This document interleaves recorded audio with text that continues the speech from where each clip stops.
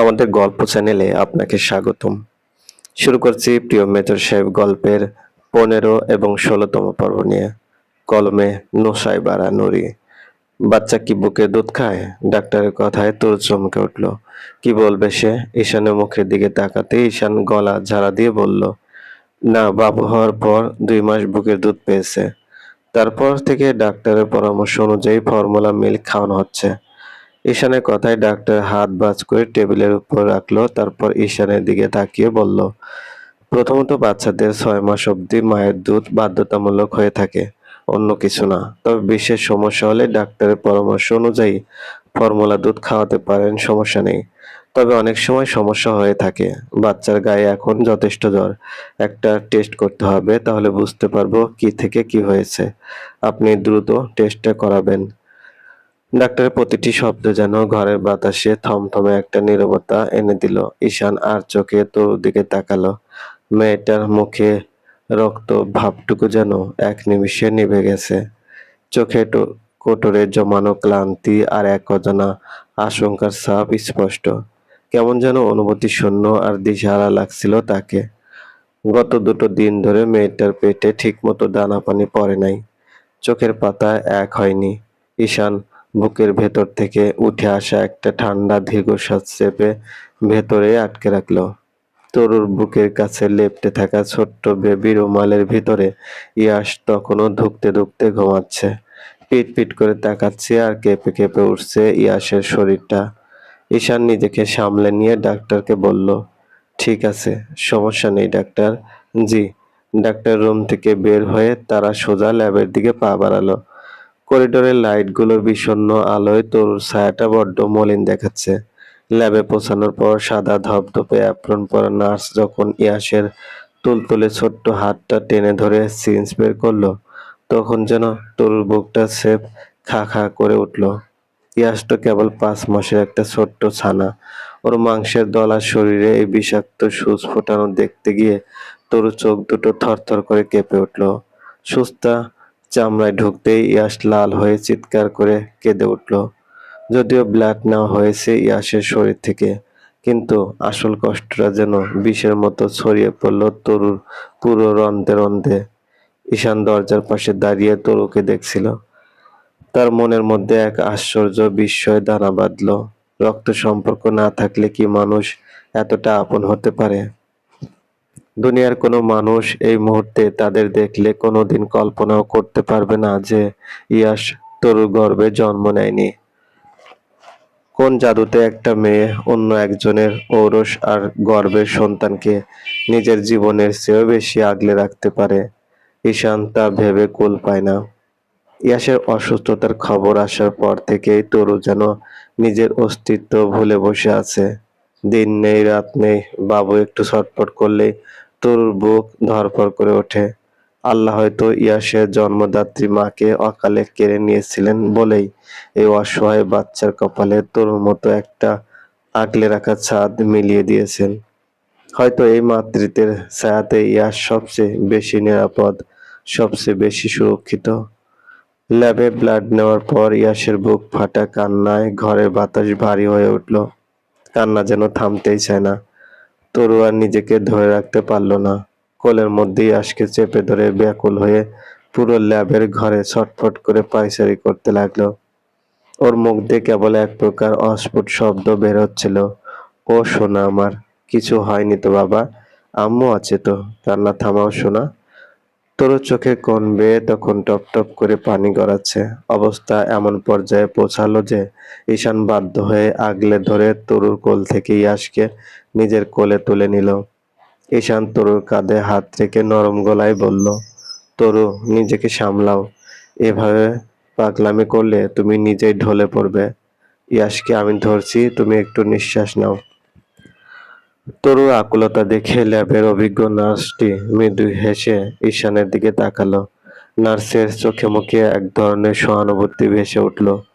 তিনি তুলোর বল দিয়ে ইয়াসের হাতে ব্যান্ডেজ আটকে দিতে দিতে বললেন, বুঝলেন ভাইয়া, মায়েরা কখনো সন্তান অসুস্থ হলে স্থির হতে পারে না। আপনার স্ত্রীকে আপনি যতই শান্ত হতে বলেন না কেন, বাচ্চা অসুস্থ হলে কোনো মাই স্থির থাকে না, নিজেদের খাওয়া ঘুম ভুলে গিয়ে বাচ্চার পিছনে ছুটে, একবারও চিন্তা করে না সে অসুস্থ হবে। নার্সের কথার পিঠে ঈশানের আর কিছু বলার ভাষা রইল না, সে কেবল নীরব হয়ে রটে রইল। তার ভেতরে এক অদ্ভুত কুণ্ঠাবোধ আর তোলপাড় শুরু হলো।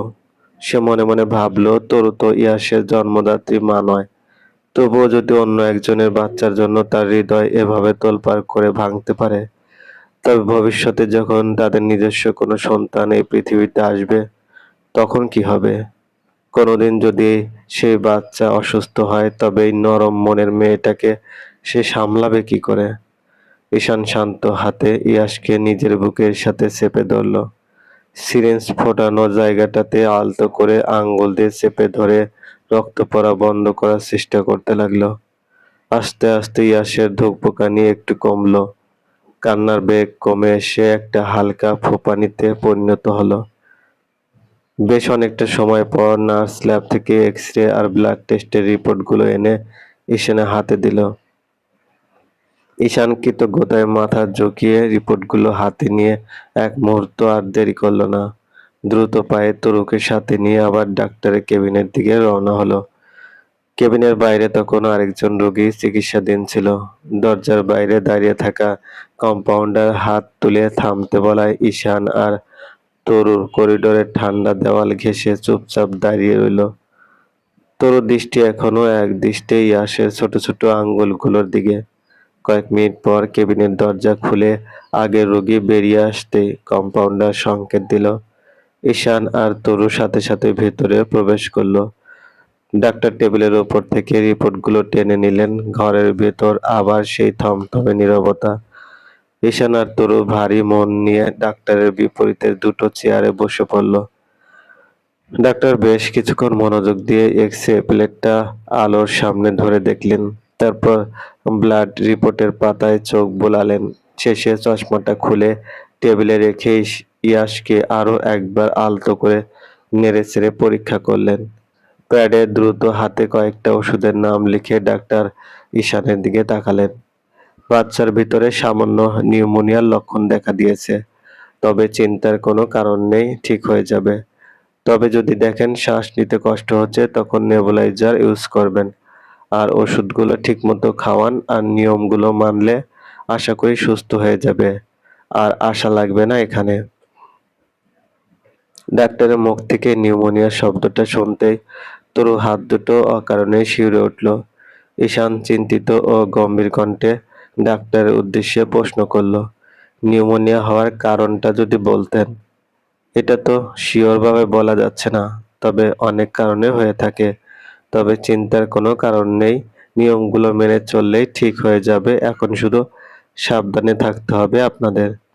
ঈশান একটু ঘুরে পাশে বসা তরুর ফ্যাকাশে মুখের দিকে তাকালো। মেয়েটার চোখে অসীম অনিশ্চয়তা। ঈশান আবার ডাক্তারের দিকে ফিরে জিজ্ঞেস করলো, কোনগুলো মেনে চলবো? ডাক্তার তার কলমটা টেবিলে রেখে ঠান্ডা গলায় গাইডলাইন দিতে শুরু করলেন। প্রথমত, বাচ্চাকে এখন সকল প্রকার ফর্মুলা মিল্ক বন্ধ করুন কিছুদিনের জন্য। দিনে অন্তত ৬-৭ বার মায়ের বুকের দুধ খাওয়ান। মায়ের বুকের দুধেই বাচ্চার অর্ধেক রোগ প্রতিরোধ ক্ষমতা থাকে। আর বাচ্চার মা বেশি পানি খাবেন না, আপনার জন্য ঠান্ডা লেগে যেতে পারে। বাচ্চার গায়ে যতক্ষণ জ্বর আছে ততক্ষণ সুতির কাপড় ভিজিয়ে দিয়ে কিছুক্ষণ বাদে বাদে গা মুছে দিবেন সুন্দর করে। বাচ্চার যেন গরম না লাগে, আবার খেয়াল রাখবেন শীতও না লাগে। ঘরের ভিতরে মশার কয়েল জ্বালাবেন না। বাচ্চাকে মশারির ভিতরে রাখবেন সব সময়। আর যে ওষুধটা দিছি ঠিক মতো খাওয়ালে দোয়া রাখি সুস্থ হয়ে যাবে। তবে মনে রাখবেন আপনাদের ভুলে কিন্তু হিতে বিপরীত হতে পারে, তাই সাবধান। ডাক্তারের সতর্কবার্তাগুলো যেন ঘরের বাতাসে পাথরের মতো ভারী হয়ে ঝুলতে লাগলো। কথা শেষ করে ডাক্তার থামতে ঈশান আর তরু দুজনে নিজেদের দিকে তাকালো। তরুর চোখের কোণে জমে থাকা করুণ জল আর নিঃশ্বাসের অস্থিরতা এক মুহূর্তেই বুঝে ফেলল ঈশান। ঈশান জানে এই কথাগুলো তরুর বুকে তীরের মতো বিঁধছে। ও দ্রুত দৃষ্টি ফিরিয়ে ডাক্তারকে বলল, বাচ্চার আম্মুর বুকের দুধ হয় না, তাহলে কি ফর্মুলা দুধ খাওয়াতে পারবো না? ডাক্তার কিছুটা অবাক হয়ে চশমাটা আবার চোখে উঠে বললেন, দুধ হবে না কেন? এটারও চিকিৎসা আছে। দ্রুত ডাক্তার দেখান। বাচ্চার জন্য মায়ের বুকের দুধ অত্যন্ত গুরুত্বপূর্ণ। ডাক্তারের প্রশ্নে ঈশান অপরাধীর মতো মাথা নিচু করে ফেলল। কি বলবে ভেবে পাচ্ছিল না সে। সত্যটা এভাবে প্রকাশ্যে আনা তার ইচ্ছা ছিল না। সে কিছু একটা বানিয়ে বলার আগেই পাশে বসা তরু নিজে থেকে মুখ খুলল। কাঁপা কাঁপা গলায় সে ডাক্তারের দিকে তাকিয়ে সরাসরি বলল, আসলে আমি বাচ্চার আম্মু না। ডাক্তার থমকে গেলেন। চশমার উপর দিয়ে একবার তরু আর একবার ঈশানের দিকে তাকিয়ে বললেন, মানে? তরু নিজের চোখের কোণটা শাড়ির আঁচল দিয়ে চেপে ধরে বলল, বাচ্চার আম্মু মারা গেছে বাচ্চার 2 মাস বয়সে। তারপর থেকে আমার কাছে আছে বাবু, তাই বুকের দুধটাও বাচ্চা পায় না। ঈশান মোটেও আশা করেনি যে তরু এভাবে সবকিছু ডাক্তারের সামনে বিন্দাস খুলে বলে দিবে। সে চাইলেই এই অপ্রিয় সত্যটা চেপে যেতে পারত। স্রেফ তরু কষ্ট পাবে বলেই সে নিজে মুখে ফোটেনি। কিন্তু তরু কেন যে নিজেই এভাবে নিজেকে আঘাত করলো তা ঈশানের মাথায় এলো না। তরু কথা শুনে ডাক্তার বেশ কিছুক্ষণ স্তব্ধ হয়ে রইলেন। তারপর চিকিৎসকের কঠিন ভাবটা বদলে গিয়ে তার মুখে এক গভীর শ্রদ্ধার ছাপ উঠল। তিনি কলমটা হাতে নিয়ে 5 মাস বয়সী বাচ্চার উপযোগী একটা স্পেশাল ফর্মুলা মিল্কের নাম লিখে দিলেন। লেখা শেষ করে তিনি তরুর দিকে তাকিয়ে প্রবীণ ভঙ্গিতে বললেন, কথাটা আগে বললে বুঝতে সুবিধা হতো। যাই হোক, আপনাকে দেখে বোঝাই যায় না আপনি বাচ্চার আসল মা না। সৎ মাও যে এমন আপন হয় তা জানা ছিল না। এই দুধটা বাচ্চাটাকে খাওয়াবেন। যদি পারেন খাওয়ানোর সময় মাথাটা কিছুটা উঁচু করে খাওয়াবেন। ইনশাআল্লাহ সুস্থ হয়ে যাবে। সৎ মা, ডাক্তারের মুখ থেকে উচ্চারণ হওয়া এই দুটো সাধারণ শব্দ যেন তরুর বুকের গহীনে এক বিষাক্ত তরবারির মতো বিঁধল। সারা শরীর যেন এক লহমায় অবশ হয়ে এলো ওর। চোখের কোণে জমানো পানি আর বাদ মানল না। ফোঁটা ফোঁটা হয়ে গড়িয়ে পড়ল গালে। তবে এই নিঃশব্দ কান্না ঈশানের নজর এড়াতে পারল না। ঈশান ডাক্তারকে ধন্যবাদ জানিয়ে প্রেসক্রিপশনটা নিল। ফার্মেসি থেকে ওষুধ আর দুধ সংগ্রহ করে তারা নিচে নেমে পার্কিংয়ে আসলো। গাড়ির পেছনের সিটে নয়, তরুর সামনের সিটে ইয়াশকে বুকে জড়িয়ে বসে রইল। ওর চোখ দুটো ছলছল করছে। ঈশান ড্রাইভিং সিটে বসে ইঞ্জিন স্টার্ট দিল। গাড়িটি ধীর গতিতে হাসপাতালের চত্বর পার হয়ে শহরের রাজপথে মিশে গেল। রাস্তার দুপাশে নিয়ন আলো গাড়ির কাচ ভেদ করে তরুর মুখে এসে পড়ছিল। গাড়ি চালাতে চালাতে ঈশান আর চোখে তরুর ফ্যাকাশে আর কান্না ভেজা মুখের দিকে তাকালো। তরু এই নীরব কান্না ঈশানের বুকে এক অদ্ভুত অস্বস্তি তৈরি করছিল।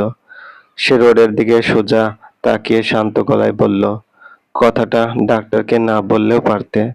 অন্তত তোমার চোখে পানি আসতো না। এমনিতেই 2 দিন খাওয়া ঘুম নেই তোমার, তার উপর চোখে পানি এলে এবার অসুস্থ হয়ে পড়বা। ঈশানের কথা তরুর কানে গেল, তবে কিছু বলতে ইচ্ছে করছে না। ইয়াসের মুখের দিকে এক দৃষ্টিতে তাকিয়ে রইল কিছুক্ষণ। তারপর নিজের অনিচ্ছা সত্ত্বেও ধরা গলায় বলে, সত্য কখনো লুকানো যায় না মেজর সাহেব। আমি তো ওর আসল মা না। আমি ওর যতই আপন হই না কেন, আমার নাম, আমি ওর সৎ মা। কথাটা ভাবলেই কেমন বুকের ভেতর মোচড় দিয়ে উঠছে মেজর সাহেব। আমার বাচ্চাটা যদি বড় হয়ে আমাকে ভুল বোঝে, আমাকে সহ্য করতে না পারে, আমি তখন কি করব? আমি তো এখনই উন্মাদ হয়ে যাচ্ছি। তখন তো আমি আর বাঁচবো না হয়তো। চলবে। প্রিয় মেজর সাহেব, পর্ব 16, কলমে নোসাইবা নুরি। তরুর চোখে পানি দেখে বুক কেঁপে ওঠে ঈশানের। তবে কিছু বলার ভাষা নেই তার মুখে। কি বলবে সে? সান্ত্বনা দেওয়ারও ভাষা খুঁজে পাচ্ছে না। তরু চোখের পানি মুছে আবারও জানালার বাইরে তাকিয়ে রইল ইয়াসকে বুকে জড়িয়ে ধরে। বুকের ভিতর অদ্ভুত এক নাম না জানা হাহাকার। ঈশান তরুকে আর কিছু বলল না, মনোযোগ দিয়ে গাড়ি চালাতে লাগলো। কিছুক্ষণ পর বাড়িতে ফিরে এলো তারা। আসার সময় ঈশান রেস্টুরেন্ট থেকে খাবার কিনে নিয়েছে রাতের। যদিও তরু মানা করেছিল, তবে ঈশান শোনেনি। কারণ এখন ক্লান্ত হয়ে ফিরে তরুকে আর রান্না করতে দিতে মন চাচ্ছে না ঈশানের। মেয়েটা কেমন চুপচাপ হয়ে গেছে এই দুদিনে। বাড়িতে আসার পর সর্বপ্রথম তরু ইয়াসকে ঈশানের কোলে দিয়ে সব জানালা দরজা লাগিয়ে দিল। তারপর দোলনাটা বিছানার কাছে টেনে নিয়ে এলো। তারপর বেবি মশারি লাগিয়ে দিল দোলনায়। তা দেখে ঈশান ভ্রু কুঁচকে বলে ওঠে, বাবাকে বিছানায় নিলেও তো হতো। তাহলে সমস্যা হতো না, তোমাকে আর রাত বিরাতে উঠে বসে খাওয়ানো লাগতো না। ঈশানের কথায় তরু শান্ত নয়নে একবার তাকায় ঈশানের চোখের দিকে। তারপর শান্ত কণ্ঠে বলে, বড় মশারি টাঙালে উঠতে নামতে মশা ঢুকতে পারে হঠাৎ মশারির ভিতরে। যদিও মশা নেই, তাও রিস্ক নিব না। আর যদি ছোট বেবি মশারি দেই তাহলে? তরু কিছু একটা বলতে গিয়ে থেমে গেল। তা দেখে ঈশান ভ্রু কুঁচকে বলে ওঠে, কি হলো, থামলে কেন? তাহলে কি? বিছানায় বেবি মশারি দিলেও সেম একই কাজ। রাতে বাবুকে খাওয়াতে গেলে মশারি তুলতে হবে, তখন আপনার গায়ে পড়বে। আর বাবুকে তো এক সাইডে তো দেওয়া যাবে না, দিলে তো মাঝখানেই দিতে হবে। আপনি ক্লান্ত, আপনার চোখে ঘুম স্পষ্ট। ঘুমের ভিতর ভুল করে যদি হাত পড়ে বাবুর গায়ে, তাই আর কি, কান্না করবে, তখন কারোরই ঘুম হবে না আর। তরু কথা শেষ হতেই ঈশান ভ্রু কুঁচকে বলল, আমার ঘুমানো কি খারাপ? না। তাহলে?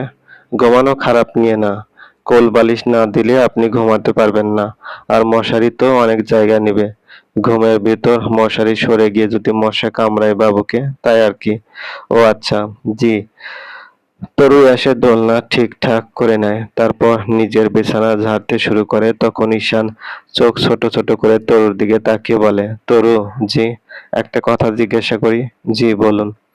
তরুর কথায় ঈশান ঠোঁট কামড়ে হাসলো। ডাক্তার তখন একটা ইঞ্জেকশন দেওয়ার পর থেকে ইয়াসের জ্বর পড়ে গেছে, গা ঘামছে। এটাই সুযোগ, আর জ্বর উঠতে দেওয়া যাবে না গায়ে। ঈশানকে ইয়াসের মুখের দিকে তাকিয়ে হাসতে দেখে তরু বিছানা ছেড়ে নেমে এসে বলে, কি হলো, হাসছেন কেন? আর কি বলবেন বলুন। আসলে কি, বাবাকে সামলাতে কি তোমার কষ্ট হয় অনেক? না মানে খাওয়াতে, ঘুম পাড়াতে, কান্না করলেই আর কি। ঈশানের কথায় ভ্রু কুঁচকে যায় তরু। ঈশানের কোল থেকে ইয়াসকে নিয়ে দেখে গা ঘেমে গেছে, তাই ঘরে ফ্যান ছেড়ে দিয়ে বিছানায় বসে ইয়াসের জামা কাপড় খুলতে খুলতে ঈশানের দিকে তাকিয়ে বলে, হঠাৎ এমন প্রশ্ন করলেন যে? আগে প্রশ্নের উত্তর দাও, তোমার কি বাবুকে সামলাতে কষ্ট হয়? ঈশানের কথায় তরু একটা দীর্ঘশ্বাস ছাড়ে। ঈশান তরুর পাশে এসে বসে বিছানায় হেলান দিয়ে। তরু সেদিকে তাকিয়ে বলে, আমার কোনো কষ্ট হয়নি আজ পর্যন্ত, বরং উপভোগ করেছি ব্যাপারটা। এই যে আমার ছোট্ট একটা সন্তান আছে, বাচ্চার কান্নাও মায়ের কাছে মাঝে মাঝে তৃপ্তির হয়। তা মা না হলে বুঝবেন না, আপনি তো ছেলে মানুষ। বাবুকে সামলাতে আমার কষ্ট হয় না কোনো প্রকার। যদি আপনার কষ্ট হয় তাহলে আমার ছেলেকে কোলে নিবেন না, দূরে থাকবেন, বুঝছেন? তরুর কথা শুনে চোখ ছোট ছোট করে ফেলে ঈশান। তাকে কি করে খোঁচা দিল এই মেয়ে? সে ছেলে বলে কি হয়েছে? বাচ্চা সামলাতে না পারলেও তার মাকে তো সামলাতে পারবে। আর কি লাগে?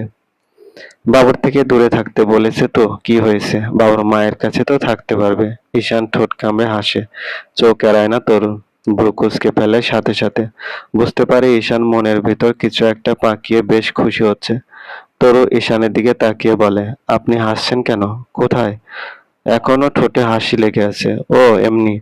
সত্যি করে বলেন, হাসছেন কেন? রাগাবেন না। আমি কি তোমাকে রাগাই? বলবেন কিনা তাই বলেন, কথা ঘুরাবেন না। তরু রেগে যাচ্ছে বুঝতে পেরে আবারও হাসে ঈশান। আজ সারাদিনই তরু সিরিয়াস মুডে। হঠাৎ রেগে যাচ্ছে, রাগেরও যথেষ্ট কারণ আছে বটে। বাচ্চা অসুস্থ থাকলে কোনো মা শান্ত থাকতে পারে না। ঈশান বিছানা থেকে উঠে দাঁড়ায়, তারপর কাভার থেকে একটা থ্রি কোয়ার্টার প্যান্ট বের করে টাওয়াল নিয়ে ওয়াশরুমে যেতে যেতে বলে, অফিস থেকে 15 দিনে ছুটি দিয়েছে বুঝলে। তা সময়গুলো বিনা কারণে ওয়েস্ট না করে কাজে লাগাতে চাই। যেহেতু তোমার বাচ্চা সামলাতে কষ্ট হয় না, তাই এই 15 দিনের ভিতরে নতুন একটা বাবু আনার প্রসেসিং শুরু করে দিব। ঈশানের কথায় চমকে ওঠে তরু। চোখ বড় বড় করে বলে, মানে? সময় হলেই বুঝতে পারবে গো তরুফুল। ক্রিকেট টিম আমি বানাবই। কথাটা বলেই ওয়াশরুমে ঢুকে দরজা বন্ধ করে দেয় ঈশান। এদিকে বন্ধ হয়ে যাওয়া দরজার দিকে তাকিয়ে হয়ে বসে আছে তরু। যা বলেছে সব প্রথমে মাথার উপর দিয়ে গেলেও পরে কথাগুলো বোধগম্য হয়েছে তার। সাথে এক ঝাঁক লজ্জা আর ভয় এসে জেঁকে ধরেছে তাকে। যদি সত্যি এমন কিছু হয় তাহলে তখন কি হবে? তরুর গলা শুকিয়ে আসে। ঈশানকে কখনোই বুঝতে পারে না তরু। তবে তরু কিছু বলার আগে ঈশান তা বুঝে যায় নিমিষেই। একজনের কাছে তালাবদ্ধ বাক্স তো অন্যজনের কাছে খোলা বইয়ের মতো সবকিছু। ঈশান ওয়াশরুমে ঢুকে যাওয়ার পরও তরু কয়েক মুহূর্ত নিথর হয়ে বসে রইল বিছানার কোনায়।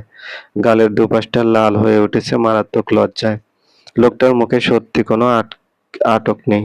কেমন সোজাসাপটা কথাগুলো বলে চলে গেল। তবে ভয়ের অনুভূতিটাও একেবারে হালকা নয়। এই মানুষটাকে সামলানো বড্ড কঠিন। ওয়াশরুম থেকে ঝর্ণার পানির শব্দ কানে আসতেই তরু নিজেকে কিছুটা সামলে নিল। চটজলদি বিছানা থেকে উঠে ইয়াসের শুকনো পোশাক বের করে তাকে পরিয়ে দিল। বাচ্চাটা একটু স্বস্তির শ্বাস ফেলেছে এখন। জ্বরটা নেমে যাওয়ার গায়ের মেজাজটাও কিছুটা নরম। ইয়াসকে দোলনায় শুইয়ে দিয়ে নরম সুতির তোয়াল দিয়ে শরীরটা আরেকবার আলতো করে মুছে দিল। কিছুক্ষণ পর ঈশান ওয়াশরুম থেকে চুল মুছতে মুছতে বের হলো। পরনে হালকা ধোলাই করা গেঞ্জি আর ট্রাউজার। ভেজা চুলের ঝাপটা কপালে এসে পড়েছে। তবু আর চোখে একবার তাকাতেই চোখাচোখি হয়ে গেল দুজনে। ঈশান দুষ্টুমি এক চিলতে হাসি ঠোঁটে ঝুলিয়ে তোয়ালটা চেয়ারের ব্যাক রেস্টে ঝুলিয়ে দিল। তোর চোখ ফিরিয়ে নিয়ে টেবিলে রাখা খাবারের পার্সেলগুলোর দিকে নজর দিল। খাবার কি এখনই বেড়ে দেব? হালকা নিচু স্বরে তরু প্রশ্ন করলো। ঈশান এগিয়ে এসে তরুর মুখোমুখি দাঁড়ালো। তরুর ঘাড়ের কাছে নাম না জানা একটা সুবাস সে স্পষ্ট টের পায়। তুমি হাত মুখ ধুয়ে আসো আগে, আমি প্লেট গুছিয়ে নিচ্ছি। ঈশানের গলায় আজ যেন অদ্ভুত এক মিষ্টতা। এই লোকটা মিলিটারি মেজাজের হলেও ঘরোয়া মানুষ হিসেবে ভারী যত্নশীল। তরু আর কথা না বাড়িয়ে ওয়াশরুমে চলে গেল। আয়েশ করে হাত মুখ ধুয়ে তোয়াল দিয়ে মুখ মুছতে মুছতে ভাবলো, সত্যি কি লোকটা 15 দিনের ছুটিতে নতুন কোনো ঝামেলার ছক কষছে? কথাগুলো ভেবে বুকটা আবার ধক করে উঠলো তার। নিজের ভিতরে এক অদ্ভুত শিহরণ টের পেল তরু। বাইরে এসে দেখে ঈশান ততক্ষণে টেবিল গুছিয়ে ফেলেছে। দোকান থেকে আনা হালকা মশলার বিরিয়ানি আর সালাদ বাটিতে সুন্দর করে তুলে রেখেছে। বসো তরুফুল, ঈশান চেয়ার টেনে দিয়ে ডাকলো। তোর শান্ত গিয়ে চেয়ারে বসলো। ঈশান তার গলায় খাবার বেড়ে দিতে দিতে বলল, বাচ্চা মানুষ করতে করতে নিজেকে আবার হারিয়ে ফেলো না তরু। আমি চাই না আমার বউটা শুধু বাচ্চার পিছে ছুটে নিজের শরীরে ক্ষতি করুক। তাই আজ সব রান্না বন্ধ, শান্তি মতো খাও। তরু এক নজরে লোকটার মুখের দিকে তাকালো। যে মানুষটা একটু আগে অত বড় এক লজ্জার কথা শোনালো, সে মানুষটাই আবার এত সূক্ষ্ম খেয়াল রাখছে তার। তরুর বুকের ভেতর জমানো মান অভিমান নিমিষেই যেন উবে যেতে চায়। শান্তভাবে চামচ হাতে নিয়ে তরু বলল, আপনিও খেয়ে নিন। সারাদিন গাড়ি চালিয়ে আর হাসপাতালে দৌড়ে আপনারও শরীর ভালো থাকার কথা না। খাওয়া দাওয়া শেষ করে ঈশান নিজে থেকে টেবিল পরিষ্কার করে বাটিগুলো ধুয়ে রাখলো। তরু তাকে বাধা দিতে গেলে ঈশান হাত ধরে আটকে দিয়ে বলল, আমি বলেছি না ছুটি কাটাতে এসেছি। এই ছুটির প্রথম নিয়ম হলো আমার বউকে আমি বেশি খাটতে দেব না। তরু মৃদু হেসে চোখ নিচু করে নিল। রাত যখন গভীর হলো, ঘরের লাইট নিভিয়ে শুধু আবছা নাইট ল্যাম্পটা জ্বেলে দেওয়া হলো। জানালার ফাঁক দিয়ে বাইরের রাতের হাওয়া ঘরের মধ্যে এসে আছড়ে পড়ছে। শান্ত স্নিগ্ধ এক মায়াবী পরিবেশ। দোলনায় ইয়াস খুব শান্ত হয়ে ঘুমাচ্ছে। জ্বরটা পুরোপুরি ছেড়ে যাওয়ায় শিশুটি বেশ শান্তিতে নিঃশ্বাস ফেলছে। ঈশান বিছানায় উঠে এসেই তরুকে একদম নিচের কাছে টেনে নিল। শক্ত দুটি বাহুর বেড়াজালে আটকে পড়ে তরুর নিঃশ্বাস যেন ভারী হয়ে এলো। ঈশানের বুকের উপর মাথা রেখে তরু শুনতে পেল লোকটার হৃদস্পন্দনের দ্রুত ছন্দ। ঈশান, বাবু জেগে যাবে তো। তরু মৃদু স্বরে বাধা দেওয়ার চেষ্টা করলো। ঈশান একটু ঝুঁকে তরুর কপালে ঠোঁট ছোঁয়ালো। দীর্ঘ এক চুমু এঁকে দিয়ে চাপা কণ্ঠে বলল, ইয়াস ঘুমিয়ে পড়েছে তরুফুল, এখন আর কেউ জাগবে না। আর তুমিও বেশি ছটফট করো না। আজ 15 দিনের ছুটি শুরু হয়ে গেছে, ভুলে যেও না। তোর মুখটা আরো লাল হয়ে গেল। সে নিজের মুখটা ঈশানের চওড়া বুকের আড়ালে লুকিয়ে ফেলল। ঈশান আলতো করে তোর পেটে হাত বুলিয়ে দিতে দিতে নিজের চোখের পাতা বুজে আনলো। এতদিনে জমে থাকা ক্লান্তি আর ব্যস্ততা যেন এই এক মুহূর্তে স্পর্শে উবে গেল। সময় গড়িয়ে যায় নিজের নিয়মে। দিন আর রাতের চাকা ঘুরে চলে নিঃশব্দে। বর্ষা ভরা স্নিগ্ধ সকাল, বাইরে এখনো ভারী বৃষ্টি হচ্ছে। ভোর রাত থেকে বৃষ্টির মাত্রা আরো বেড়ে গেছে ধরণীতে। কিছুক্ষণ পর পর বিদ্যুৎ চমকাচ্ছে, সাথে বিকট আওয়াজে মেঘ গর্জন করছে। বাইরের পরিবেশ বর্ষায় শীতল, তাই ঘরের ভিতরটাও কেমন নরম নরম আবহাওয়া, বেশ শান্ত স্নিগ্ধ। সময় কেটেছে 3 দিন চোখের পলকে। ইয়াসের জ্বর কমে গেছে, তবু ডাক্তারের কাছে নিয়ে গিয়েছিল তরু। ডাক্তার সব স্বাভাবিক বলে দিয়েছে। তরু যেন ডাক্তারের কথায় নিজের মানসিক প্রশান্তি ফিরে পেয়েছে। দম বন্ধ করা পরিস্থিতি থেকে বুক ভরে শ্বাস নিতে পেরেছে। এই কয়েকদিন রাতে কতবার যে ঘুম থেকে উঠে গা মুছিয়ে দিয়েছে, খাইয়েছে, সেটা তরু জানে। প্রতিবারই তরু ওঠার পরপরই ঈশানও উঠে যেত। যতক্ষণ তরু বসে থাকতো, ঈশানও বসে থাকতো বালিশে হেলান দিয়ে বিছানায়। তরু কত বলেছে ঘুমোতে, তবে ঘুমায়নি। যদিও এতে তরুর বেশ মনে সাহস হতো। গা ছিমছিম করা অনুভূতি দূর হয়ে যেত, পাশাপাশি ঈশানের প্রতি একরাশ অজানা এক প্রেমময় অনুভূতির সৃষ্টি হতো। কতটা কেয়ারিং একজন পুরুষ হলে নিজের ঘুম বাদ দিয়ে তার পাশে বসে থাকে, সে যাতে ভয় না পায়, কোনো কাজ করতে অসুবিধা না হয়। রাত বিরাতে কতবার যে ঈশান ইয়াসের ফিডারের দুধ বানিয়ে দিয়েছে, কতবার নরম কাপড় ভিজিয়ে এনেছে, তরুকে বিছানা থেকে নামতেই দেয়নি। ঈশান তার কথা রেখেছে, তরু তার বাচ্চাকে সামলে নিলে সেও তরুকে সামলে নিবে। সেজন্যই তরুর যেন কষ্ট না হয়, ক্লান্ত না হয়ে পড়ে, তাই নিজের ঘুম বাদ দিয়ে তরুর পাশে বসে থাকতো।